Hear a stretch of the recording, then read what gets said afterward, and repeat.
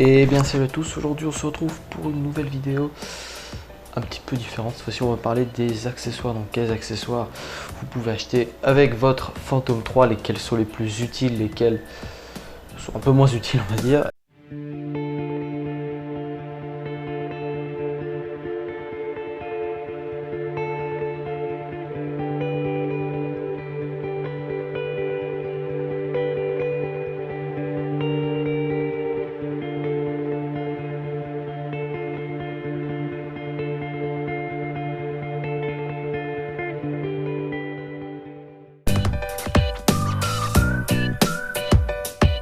Alors, du coup, le premier accessoire que je vais vous présenter, donc c'était un truc important pour moi quand même, c'est une seconde batterie. Ça pour moi c'est quand même important d'avoir une seconde batterie. Avec une batterie, votre drone c'est quand même pas terrible. Vous voulez faire une journée, aller filmer plusieurs endroits, vous êtes obligé à chaque fois de recharger votre batterie, vous devez attendre que ça refroidisse. Donc après c'est rien d'avoir 4 batteries, il y en a ils vont vous dire ah oui il faut avoir 4 batteries pour mieux filmer et tout. Non, dépensez pas votre argent, moi je suis pas sponsor par les vendeurs de batteries. Donc 2 batteries je pense que ça me paraît un minimum, 3 batteries vous êtes déjà pas mal je pense. Un petit conseil aussi c'est de numéroter vos batteries. Moi je les numérote pour pas toujours en fait utiliser la même batterie en fait, tout simplement. Changer en fait un petit peu de batterie et là il y a un sac autour, un sac fireproof, c'était pour quand je suis parti en voyage en fait, c'est des sacs pour les transporter en avion qui sont fireproof, qui ne prennent pas feu. Après c'est vrai que c'est quand même un investissement, c'est quand même 150 € la batterie, donc voilà, pour ça je vous dis pas d'acheter, plus vous avez de batterie mieux c'est, c'est sûr, mais je vous dis pas d'acheter, je vais pas vous dire allez acheter 10 batteries, ça ne sert à rien. Ensuite, un autre accessoire très important pour moi, c'est le pare-soleil. Voilà, là je l'ai un peu customisé parce que j'aimais pas la couleur blanche, ça se voyait à 3 km, j'ai hors de ça. Ça c'est un truc indispensable, je pense que ça coûte rien du tout, ça coûte 15 balles. Si vous voulez même, vous pouvez même en faire avec du carton limite si vous voulez. Vous prenez un bout de carton et vous en faites un avec du carton. C'est vraiment un truc indispensable parce que la première fois moi que j'ai piloté un drone, j'ai dit mais what, il y a plein de reflets, c'est la merde et tout. On voit rien du tout ce qu'on pilote, ce qu'on filme. Ouais, ça rentre pas dans le champ de la caméra. Ah, ça c'est, je pense qu'avec la deuxième batterie, c'est un des trucs les plus indispensables.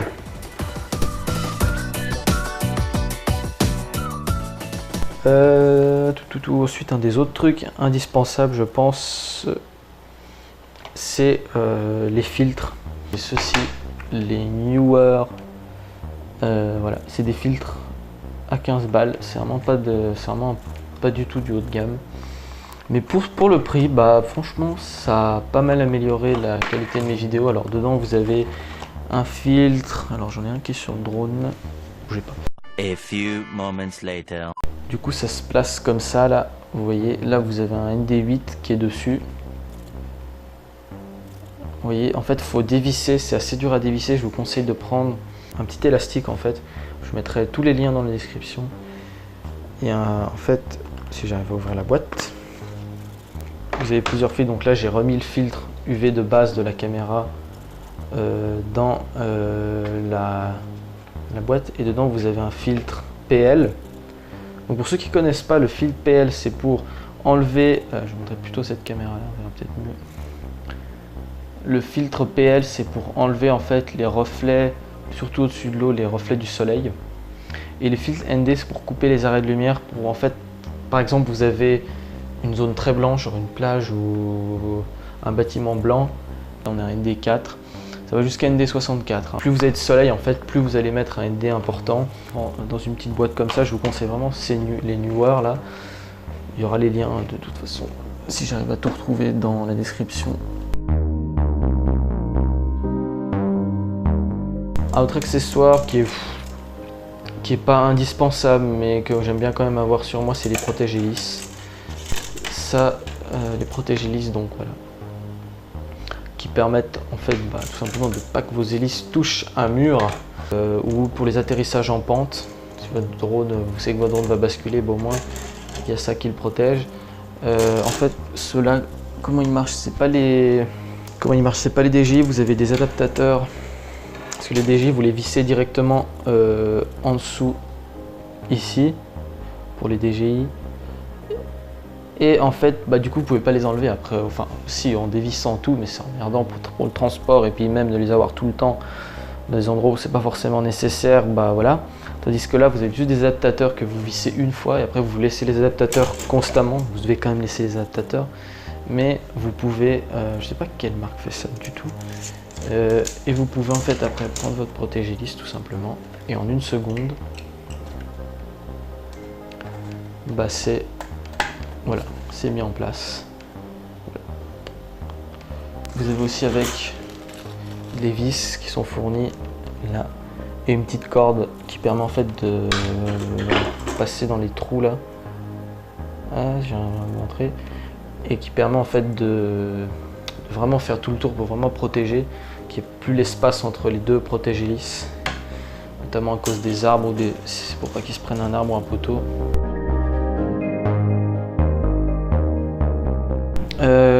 Quels autres accessoires?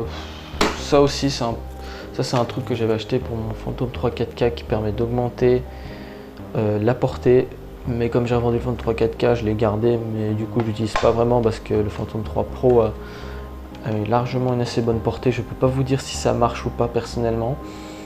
Ça se met comme ceci sur la télécommande. Le Phantom 3 Pro a déjà une assez bonne portée, du coup je le mets rarement. Voilà, le signal en fait il va être envoyé du coup dans ces directions, mais du coup il va plus trop être envoyé sur les côtés, enfin encore moins qu'avant. Du coup, ce qui fait que vous devrez vraiment être orienté par rapport à votre drone. Si vous avez un Phantom 3, je pense standard ou 4K, ça peut être une chose à essayer. D'après les retours que j'ai vus, ça marche. Certaines personnes passeraient de 500 mètres à 800 mètres quand même de portée, donc c'est quand même pas mal. Je peux pas vous dire si ça fait une différence ou pas sur le Phantom 3 Pro, mais sur les autres, apparemment, ça fait une différence. De quoi je vous ai pas parlé? Du casque VR. Pour donner un premier aperçu de ce que c'est que la FPV, vous en avez plein. Là, j'ai pris vraiment un truc pas cher, j'ai pris un truc à 15 balles qui va finalement qui va très bien. Vous mettez votre phone dedans. Le téléphone, moi j'ai dû bricoler un petit peu parce que ça tenait pas terrible. Là, j'ai dû recouper. Là, vous voyez, j'ai recoupé. Là, j'ai bricolé un petit truc pour caler le téléphone. Et du coup, ça permet en fait de piloter en VR sans aucun reflet du soleil. Là pour le coup vous n'avez aucun reflet, mais du coup si vous voulez voir votre drone à vue, vous êtes obligé d'enlever le casque, c'est un peu embêtant. Vous pouvez avoir une deuxième personne avec vous, mais voilà, vous pouvez pas forcément avoir tout le temps la deuxième personne. Donc je l'utilise, mais que de temps en temps, même plus pour m'amuser que pour vraiment bien faire des plans. Pour vraiment faire des plans, j'aime mieux utiliser le pare-soleil avec la tablette. Avec ça, j'ai pris un câble plus long parce que j'ai un câble, parce que je me suis dit que ça allait quand même être mieux. Il y a l'application, une application spéciale. Par contre, il y a plein d'applications qui le font. Je sais, certains sont payantes ou gratuites. Moi, j'ai pris Litchi parce que du coup, en même temps, j'avais l'application pour faire les plans de vol en même temps. Et plein d'autres trucs qu'on peut faire avec Litchi, qu'on peut pas faire avec DJI Go. Du coup, j'ai pris Litchi.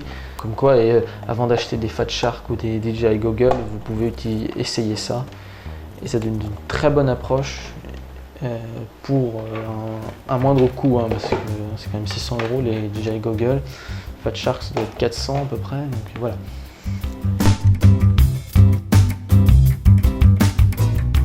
Eh bien, j'ai plus... Ah oui, si, j'ai un truc. On a oublié de parler d'un truc essentiel, beaucoup plus important, qui est... alors, je vais pas réussir à vous le montrer entièrement en vidéo, je vous ferai une photo, je le mettrai correctement. C'est le sac pour mettre votre drone et toutes vos affaires pour votre drone. J'ai pas pris celui de DJI qui coûte environ 180 €, je sais plus, 150 € au moins. Voilà, qui est très résistant. Du coup, vous pouvez le mettre je pense en bagage en soute, tout ça. Enfin, vous pouvez le transporter, c'est très résistant. Mais on met pas beaucoup de trucs dedans, je trouve. Ça protège bien, mais je trouve que moi, le sac que j'ai, vous verrez les photos que je vais vous mettre. Il est quand même, on peut mettre plein de trucs dedans. Oui, je mets presque tout ce que vous avez sur la table. Là, j'y mets le drone, le tapis d'atterrissage, les protégés lisses, les fils à télécommande, les 2 batteries, le casque VR, le truc là, les petits accessoires, je peux même mettre des GoPro, j'arrive à mettre plein de trucs dedans. En plus il coûte à peu près 50 €, donc c'est pas cher comparé aux autres sacs. Le seul inconvénient c'est qu'il n'est pas résistant du tout, les fermetures elles ont pété. Bon j'ai quand même maltraité, hein, donc j'ai quand même mis beaucoup de trucs dedans, j'ai été partout, j'ai voyagé en bagage à main et tout avec, en avion. Hein. Mais voilà, vous en avez pour votre argent, hein. C'est un sac à 50 €, mais vous mettez beaucoup d'affaires dedans et moi j'adore ça. J'adore ça, je mettrai le lien dans la description, je sais plus du tout quel est le nom du sac, la marque, c'est un Newer je crois.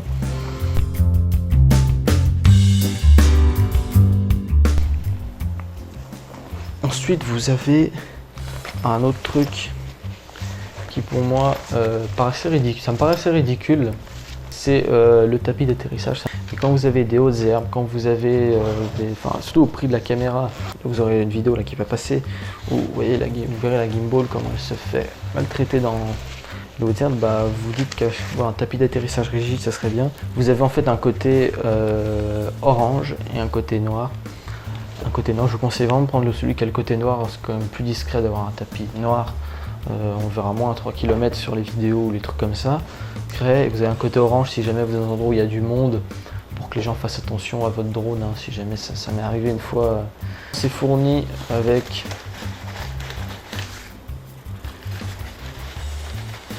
2000 years later. 4 pics comme ceci. Là ils sont pleins de terre, hein, que j'utilise. 4 pics comme ceci qui ne se plantent pas partout, hein, évidemment. Je devrais trouver un autre système par contre que des pics pour le faire tenir, je pense. Des petits poids composés ou des trucs comme ça, pas quelque chose qui doivent se planter. Mais surtout pratique dans les hautes herbes, je pense, hein, pour pas abîmer votre caméra selon où vous êtes. Et c'est un peu plus des fois sécuritaire que d'attraper votre drone. Et ben ensuite, on n'a plus grand chose. Ensuite, vous avez les petites protections que je mets au bout du drone qui se mettent sur les moteurs. Ça c'était voilà, comme j'allais voyager en fait, bah, j'ai dit que j'allais mettre ces protections quand même pour le transport. Les petites protections qui vont sur la caméra. Voilà, ça c'est pas des accessoires, c'est des petites choses ça. Voilà. Après vous pensez à prendre des cartes SD, des micro SD. Celle-là elle est avec son adaptateur. Il y en a une déjà qui est fournie avec le focus. Il y en a une déjà qui est fournie avec le drone. Mais je vous conseille qui suffit d'ailleurs pour un vol ou deux, comme ça suffit. Mais pour faire plusieurs vols, je vous conseille d'en prendre si vous partez en voyage. Des petits chiffons pour nettoyer votre caméra. S'il y a des petites gouttes d'eau qui se mettent dessus, ça ruine vos images.